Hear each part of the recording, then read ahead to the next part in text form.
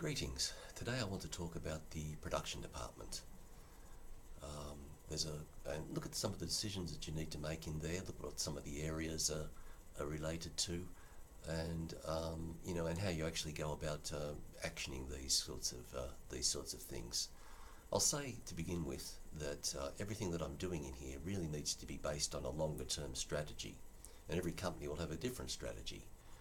So I'm putting in decisions here based on the fact that this is what my intentions will be. So please be aware that if I was operating on another strategy or had a different idea about where I was going, then the things I do here would be different. But the basic functions in terms of adding capacity and selling capacity and adding automation are pretty much going to apply for everybody. So let's have a look at what we got here. I'm assuming that there's, I've been going for a while in this company, and I'm going to be focusing on just 3 products today: Able, Acre, and Adam. I'm not going to do the rest. But so let's have a look at what we've got. We can see here, I've already forecast for Adam. I'm going to produce 1,200, which is 1.2 million. I'm going to forecast to sell this year. There was my marketing forecast come across, and I've done a few calculations that you can have a look at in other tutorials, and I've arrived at that figure. Let's come down here and have a look at what we've got here. Now, can I make that many? Well, yes, I can. I can actually make 1.8 million on the first shift. So that's a real lot. That's a real lot to kind of much more than I actually need. I have like a production line basically that I can actually produce and make this year 1.8 million. So that's a real lot. But if necessary, I could actually go and start working the second shift as well.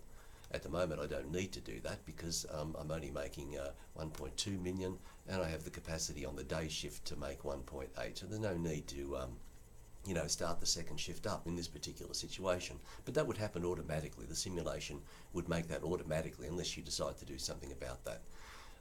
So that's pretty much what we've got going on there. Down here I've got an automation rating of 4. I've got 4 units on that. And let's just have a look at this, for a quick look at this one. I've got 30% contribution margin. We'll come back to that a bit later on. Acre. Okay, we've got my sales forecast across here as well, and I've calculated, I'm worked out I'm going to be, this year, I need to produce 1.82 million. Now, let's come down again and have a look at this here. Do I have the capacity to do it? Well, I can make on the day shift 1.4 million, so I can't make all of that on the day shift. But as I said, what happens that if you exceed the day shift here, which I have, it will automatically go across into the second shift production, and I'll start making it in the second shift. So in effect, I can make actually double what these ones are here by running 2 full shifts. So I'm going to make 1.4 million here, and then the balance between 1.4 million and 1.8 million is 30% I'm going to be making on the second shift. Let's have a look at Adam. Right, the marketing forecast has come across to us, and we've been given 1.5 million from them. Had a few left over, and I deal with that. You've got your own way of working out what you're going to be, what you're going to produce, and I come up with a figure of this. That's how much I'm going to actually produce for this product. Let's go down and have a look at now our first shift capacity. I can make 900. Well, that's a lot more than 900. So obviously I'm going to go into the second shift. And I've actually gone into the second shift in a pretty big way, actually. So so all of the first shift is full, and my second shift is pretty close to being full as well. So in fact, if I sold, well, I'm going to be okay on that. So and let's have a bit of a look at our contribution margin there. It's 29%, and a contribution margin here is 26%. I've got 3 units of automation on this one down here. So let's just look at these 3 things now and start thinking about what we might do. As I said, that depend. If I was deciding that I'm not going to be spending much time in one of these segments, well, I wouldn't be looking at buying more capacity. I might be looking at getting out of it. And let's assume now, for the purposes of this exercise, that I'm not going to be making. I plan to not make much of a presence in this particular segment.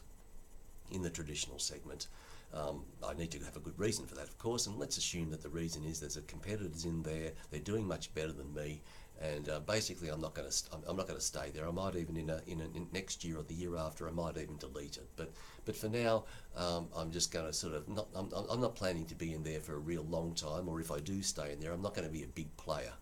So I might need to make some decisions about what I'm going to do with this capacity, because that's a lot of capacity. If I'm going to be making around about 1200, and I can make all of that and plus more on one shift, there's a lot of excess capacity.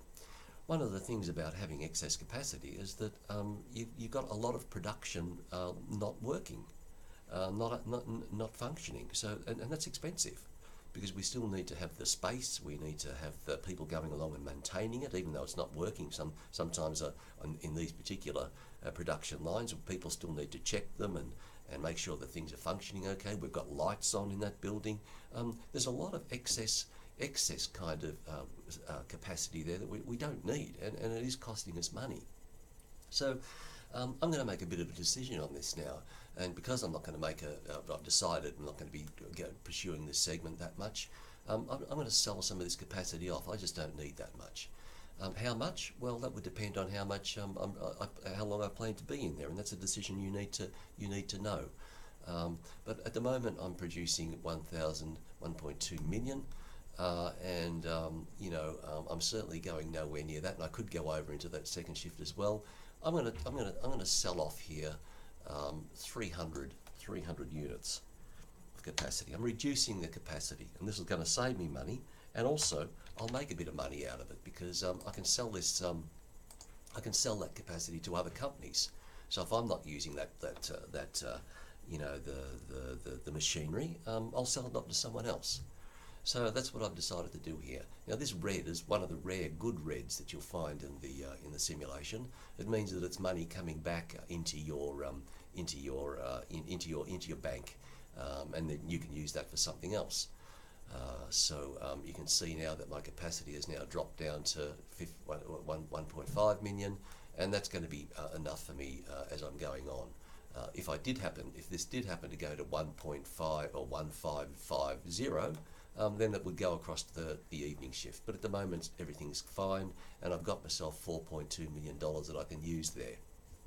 Now, one of the things about selling capacity is that when you sell it, it's second-hand.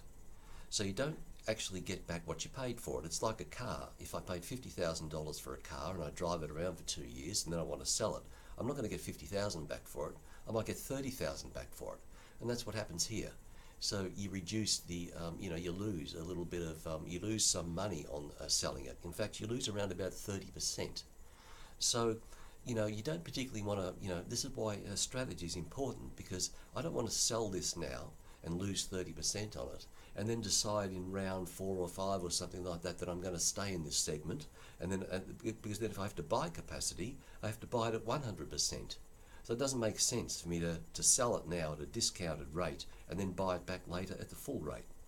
So this is why having a strategy is going to be very important here, because I know I've made it very clear that I'm not going to make a presence in that segment, and I may even pull out later on, and I won't have to worry about buying it back again. So I've sold off some from there, and we'll have a look where that goes a bit later on. Let's see what we're doing over in Acre. Acre, I'm doing quite well. I'm selling quite a bit there. I've got, I'm going to make this year 1.82 million. I've got enough capacity, certainly to do that, and I've gone a little bit over on in the afternoon shift or night shift. So I'm okay for that. For this year, I'm okay. I'm going to have enough to be able to make what I need to make, and I'm not going to do any more there. So I'm happy with the capacity that I've got, and I don't really need to, and I certainly don't want to sell anything because I want to stay in that segment. Let's have a look at something else that we've got here now, and this is the contribution margin. This gives us a bit of an idea. Some people call it profit. It's not real profit, but it gives us an indication of how the kind of money that we're making on this before sales and marketing and a lot of other things go out. So the contribution margin, if you have a look here, gives you a bit of an idea about this. And there's a tip down here: try to keep your contribution margin above 30%. So the contribution margin is basically the amount that the price that you're selling it for, the money you expect to get back for that product, minus the variable costs. And here the variable costs are labour cost, as well as material cost, how much it costs us for our MTBF, how much is our labour costing us, and there's also something else as well, and that's the cost of keeping this in the warehouse. It's a carrying cost, and that's also cost us a bit, and that's our price there. Now this is a little bit below the 30%. So one thing I might be able to do with that, I could go back and I could reduce the MTBF and reduce the quality of that, and that would help me with my material cost a bit. Would reduce that a bit. There's not much I can do this year about labour cost. I could reduce labour cost by investing in automation, but this year I can't do it because automation takes 1 year to come back in. So that's the situation. Now, how might I be able to improve that? Well, let's go back to the marketing area and see what we can do around about revenue that I'm expecting to get back in for that product. Because that's the formula. It's the price you get, and compared to how much your variable costs are. Here we go. Here, acre. I'm charging 21 for it. Now, just for the purposes of this exercise as well, I'm going to put the price up here to 23, and we'll see what sort of difference that makes a little bit later on. So I'll just recalculate that. Now, obviously, you're not going to just come back here and put numbers up because to build that up to get your contribution margin looking well.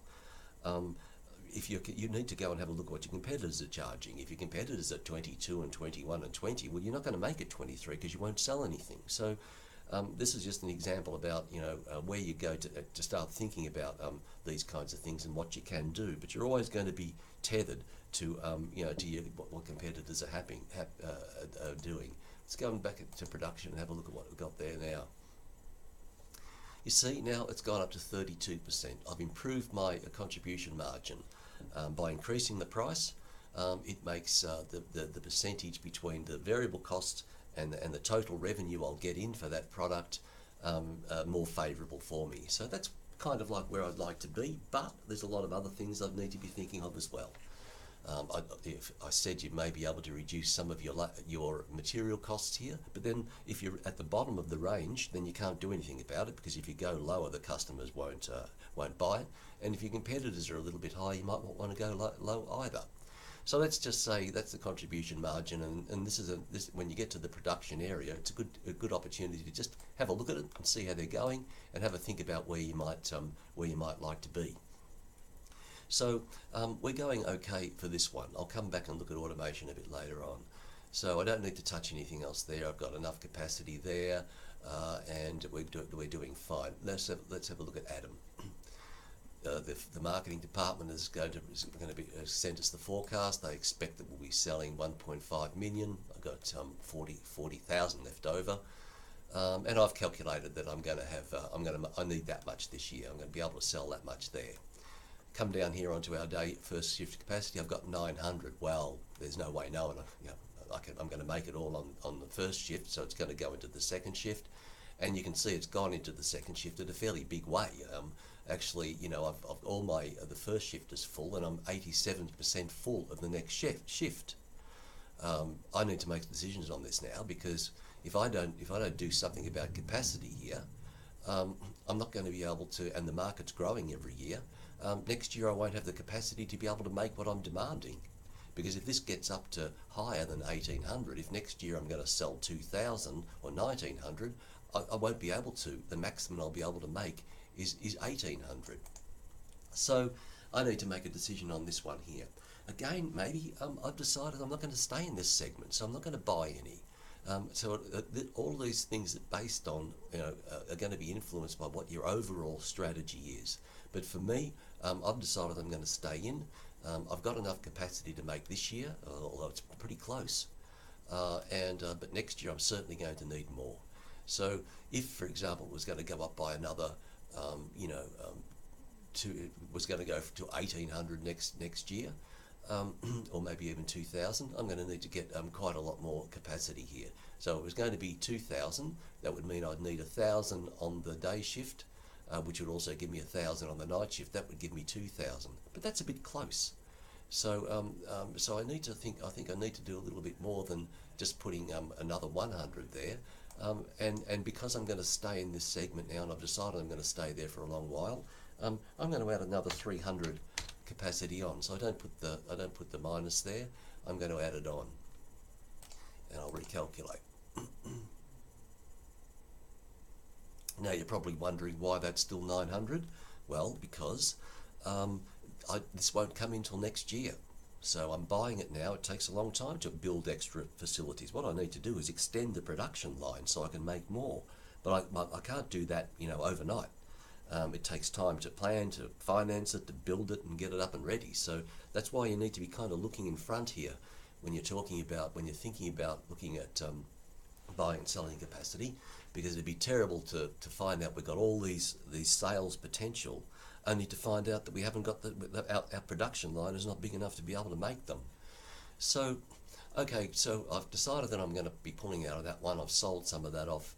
I've also gone over there and and added more on because I'm going to stay in there. That cost a fair bit of money. So it cost me 5.4 million to do that, but it's an investment that's going to pay off in the long run.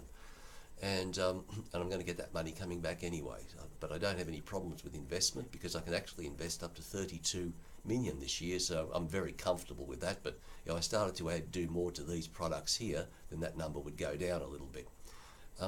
But when you exceed that here, you get red lines everywhere, so then you just have to start cutting back.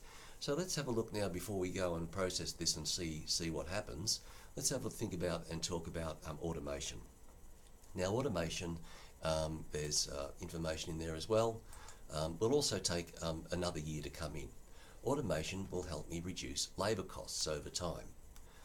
It's putting robots in. It's it's using technology to do things a little bit more effectively and efficiently. It's got a big cost up front, but when it pays itself off, we could sell our products cheaper than our competitors. Let's have a look at what we could do about automation. Now I've got 4 on that one, but I'm not planning to stay in that segment. I might even pull out. I'm not going to go spending a real lot of money buying really fancy high-tech kind of robotics and machinery to kind of make things here, because I'm not sure they're going to be there, and I'm not going to have a big presence anyway. So I don't want to go spending money there. But I do want to spend money here because I'm going to stay in this segment. I'm doing quite well at the moment. They're pretty big numbers there, 1.8 million I'm going to make this year. So I'm going to spend a little bit more automation on this one. I'll probably just go up by another 1. You need to do it a little bit slowly because it is expensive. At the moment it's not too much of an issue because we've got a lot of, we're not doing a lot of work on other things. But I've decided I'm going to spend a little bit more here on automation. And you can see it's expensive. Just one unit of automation cost me $5.6 million.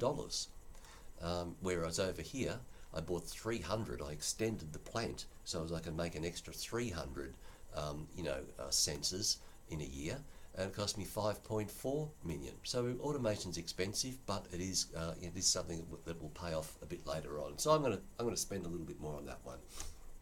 Let's have a look at automation now for Atom. Right, what have we got? Atom 3. Well, Atom's a high-tech segment. Yeah, we've got smaller numbers going generally over here. You need to wonder whether we really need much automation on Atom or not. Where would you spend money on automation, and why would you spend money on automation?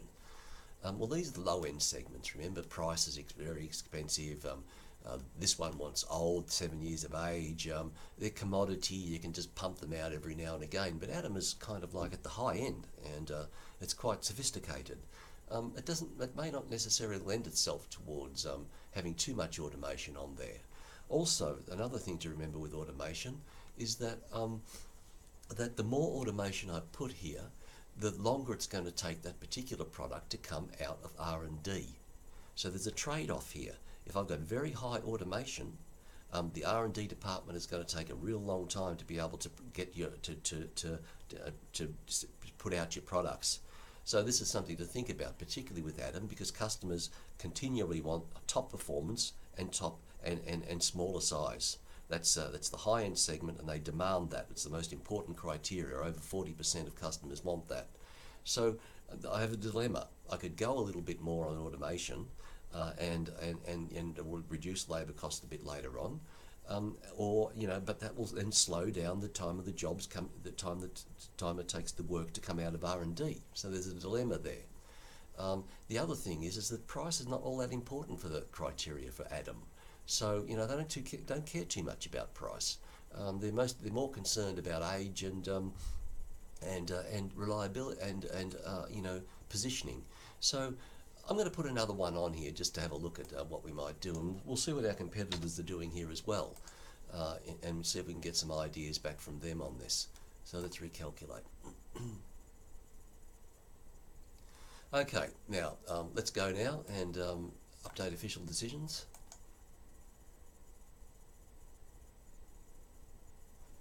And exit.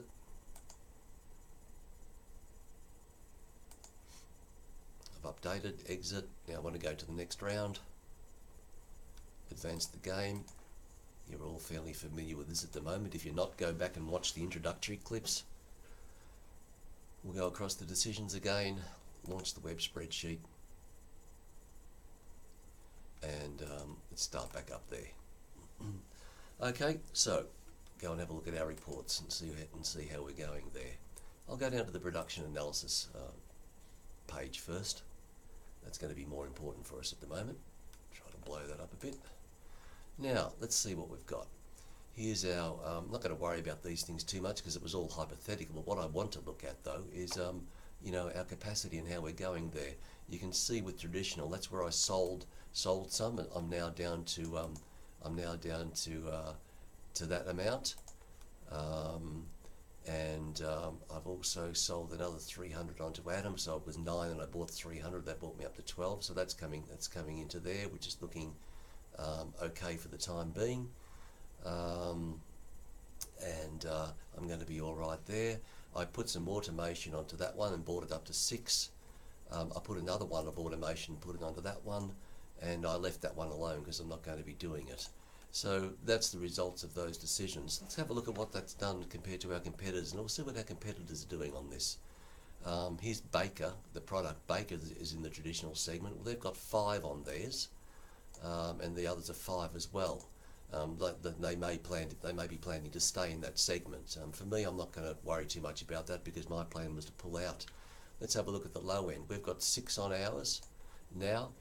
They've got 6, 6.5, 6, 6, and they've got 5 in the low end. So they've left that down to 5. This one has actually put quite a bit on, so it looks like they might be planning to spend a fair bit of time in that segment. And Atom, I've got 4. I have 4 for that. My competitor's got 3, 3, 3, and there's another competitor that put 1 on as well, and they're on 3. So most of them haven't touched it. But one did, so that's interesting. They've decided also to spend money on automation for this one. But you can see they're all keeping it a bit low. So that's what's happening with automation. With capacity, let's have a look with this one. Well, I've cut that back to 1.5. They're down to they've stayed at 1.6. They cut it off because that was 1800 originally. They've gone to 1.4. They've gone lower and lower, lower, and they've gone down to 1.2. So it looks as if this particular company or that particular product is not going to have much of a presence in that segment either.